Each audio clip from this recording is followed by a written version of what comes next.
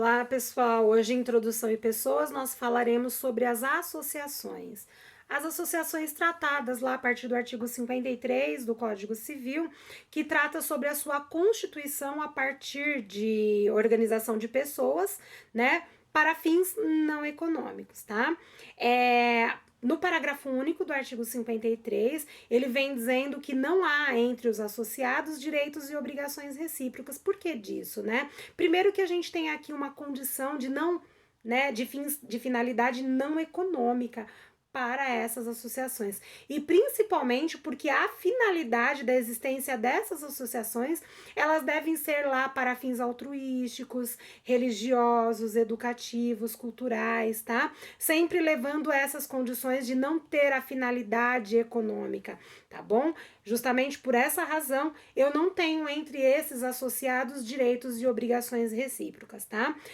Como é que eu vou constituir essa associação? As associações, elas são constituídas a partir de um estatuto social, tá? O estatuto social tratado lá a partir do artigo 54 do Código Civil, que vem me dizendo como devem ser, né, o que deve conter nesse estatuto. Então, o estatuto, ele deve ser registrado no cartório, né, de registro das pessoas jurídicas, deve conter nesse estatuto os dividendos, as contribuições, as obrigações dos associados, as diretorias existentes dentro dessa associação, tá? E inclusive uma cláusula muito importante é que essa associação não tem lucro, tá? Só que vejam, uma coisa é a associação não ter lucro, outra coisa é não ter patrimônio. Patrimônio pode, lucro não pode, tá? Por que que o patrimônio pode? Porque esse patrimônio, ele pode ser revertido, aliás, ele deve ser revertido para a própria associação. E o que importa, né? Para que a associação precisa de patrimônio? Vejam, a associação, ela precisa de patrimônio para ela se sustentar, para ela poder viver. Para a existência de uma associação, eu preciso ali de colaboradores, eu preciso de pessoas que façam, né, a máquina funcionar, que façam a associação funcionar. E para que essas pessoas trabalhem, se ativem ali as atividades, né, dessa associação, elas precisam receber. E esse patrimônio, esses valores da associação, eles devem ser destinados justamente para esta finalidade, para estes fins, tá? Então, os associados em si, eles não podem ter lucro e a associação também não, tá? Mas vejam, para a associação funcionar, é necessário, a gente tem que compreender que ela precisa sim ter patrimônio. E se esse patrimônio tem que ser obrigatoriamente revertido para a própria associação, tá? Então não confundam. Uma coisa é a condição do lucro, outra coisa é a condição de patrimônio. Não significa dizer que a associação ela tem que viver ali a míngua, né? Sem condições nem de sobrevivência. Ela pode ter sim um lucro para a sua sobrevivência, tá? Inclusive para arcar com os gastos, né? A gente vai ter lá para o seu funcionamento pagamento de aluguel, geralmente, pagamento de energia elétrica, de água e de outras necessidades da associação. Se a associação tiver lá um patrimônio, vamos pensar, um imóvel próprio, melhor ainda para a sua existência, tá? O artigo 55 do Código Civil, ele vem tratando lá que os associados, eles devem ter iguais direitos, né? Todos os associados, mas isso também não significa dizer que o próprio estatuto ele pode instituir categorias e vantagens especiais ou vantagens diferentes, dependendo ali, né, do cargo, dependendo das condições de cada um dos associados, tá? O 56 do Código Civil, o artigo, ele vem tratando sobre a qualidade, né, intransferível de cada um dos associados. Então, aqui eu tenho uma condição personalíssima de ser associado de determinada instituição, de determinada associação, tá? Só que também não tem aqui nenhum óbice, né? Nenhuma proibição do estatuto da própria associação dispor de forma contrária. Ou melhor dizendo, se o estatuto não disser nada sobre a condição de possibilidade de transferência, né, dessas cotas de associado, é proibido, não tenho essa possibilidade, ou melhor dizendo, é intransferível, né? Essa condição de associado. Mas se o estatuto ele vier dizendo que tem essa possibilidade, eu não tenho proibição nenhuma dessa condição, tá? Que é justamente isso que trata lá o artigo 56. No artigo 57 eu tenho lá a condição de tratamento de exclusão deste associado, tá? O artigo 57 ele vem dizendo que essa exclusão ela deve vir única e exclusivamente através de uma justa causa, tá? Então, o artigo 57 diz assim: a exclusão do associado só é admissível havendo justa causa assim reconhecida em procedimento que assegure direito de defesa e de recurso nos termos previstos no estatuto. Isso significa dizer que o próprio estatuto da associação ela vai tratar lá sobre um procedimento de exclusão deste associado. Ele vai tratar sobre o trâmite do processo administrativo para a condição, né, de ocorrência de exclusão deste associado. Mas lembrem-se, o próprio artigo 57, ele vem tratando que este procedimento, este processo que me leve à exclusão, ele tem que ter lá, né, todos os princípios constitucionais do devido processo legal, contraditório, ampla defesa, para que este associado tenha a possibilidade de provar que essa justa causa não existiu. Tá? Então, ele tem ali assegurado, além da Constituição Federal, o Estatuto deve assegurar este procedimento com o devido processo legal e os princípios constitucionais do contraditório e ampla defesa. Lembrando que se neste estatuto não tiver essa possibilidade e se ele tratar lá, né, de exclusão sumária deste associado, esta cláusula desse estatuto vai ser nula de pleno direito. Por quê? Porque o próprio artigo 57 ele vem trazendo a obrigatoriedade e a necessidade de que esse processo tenha essa segurança, né? Ou tenha esse devido processo legal. Então, é justamente por essa razão que há aqui uma proibição, há uma nulidade de cláusula que trate de forma contrária, tá? Então, se no estatuto vocês verificarem ou tiveram notícia de que haverá essa possibilidade de exclusão sumária deste associado, ainda que conste, tá? Essa cláusula, ela não deverá ser considerada, ou melhor dizendo, ela será considerada inexistente em decorrência da sua nulidade, porque aqui eu tenho uma afronta a duas condições. Primeiro, devido processo legal, que é assegurado lá na própria Constituição Federal, que é a nossa lei maior.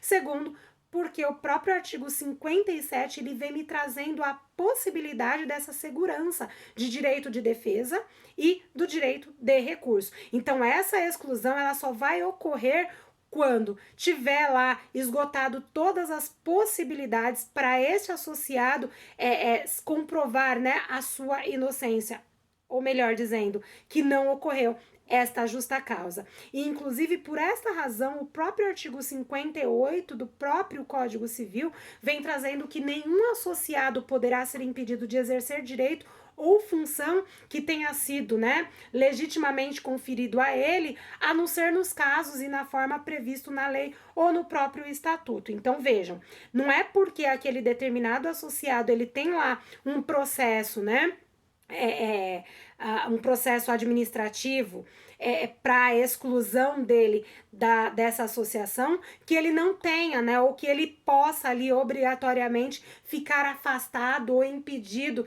de exercer um direito ou uma função dentro dessa associação, tá? Exceto se o próprio estatuto ele vier dizendo que este associado, uma vez sofrendo lá o processo, né, com o devido processo legal, ele não possa exercer determinados direitos ou não possa também exercer algum tipo de função nessa associação. Se esse estatuto não vier dizendo nada, não tratar sobre essa condição, durante o processo, né, durante o período em que estiver tramitando este processo para a sua exclusão, até que ocorra o trânsito em julgado, ele não poderá ter qualquer tipo de proibição no exercício do seu direito e inclusive no exercício de função dentro da associação, tá? Então, se o estatuto não vier dizendo de forma clara e precisa sobre essa condição de impossibilidade, ele não terá nenhum tipo de restrição. Isso é o que trata o artigo 58 do Código Civil, tá? É órgão de cúpula, né? Agora a gente vai falar sobre a condição do órgão de cúpula da associação. O que é isso? É um órgão maior, a gente está falando de Assembleia Geral, decisão importante, né? Ou decisões importantes que são tratadas dentro da associação. É o artigo 59 que trata sobre essas condições, né? Sobre essas decisões importantes e quais seriam elas. Primeiro é destituir administradores. Segundo é alterar estatuto, né? Então vamos lá, o artigo 59 ele prevê que compete privativamente à Assembleia Geral, esse órgão de cúpula, destituir os administradores e alterar o estatuto. Tá? Então vamos lá. Para deliberação, não é de qualquer jeito que vai acontecer lá nessa assembleia que esse órgão de cúpula vai se reunir. Eles irão se reunir para destituir administradores e alterar o estatuto com a exigência de um quórum, né, com um número de pessoas que estejam, né, presentes lá nessa Assembleia Geral. E é justamente o próprio estatuto que vai tratar sobre o número de pessoas necessárias para deliberar sobre assunto de tamanha importância como destituir esses administradores e alterar esse estatuto, tá? Então, essa deliberação lá na Assembleia, ela deve ser convocada para este fim, com um quórum determinado no próprio estatuto desta associação, tá? E lá no estatuto, além do quórum, ele deve determinar quais são os critérios de eleição para esses administradores, tá? Então, aqui vocês perceberam que o estatuto da associação, ele é muito importante, ele deve ser tratado com bastante cuidado, bastante critério, porque todas as questões, né, importantes dentro dessa associação será tratada a partir das cláusulas, a partir do que for tratado dentro deste estatuto, tá?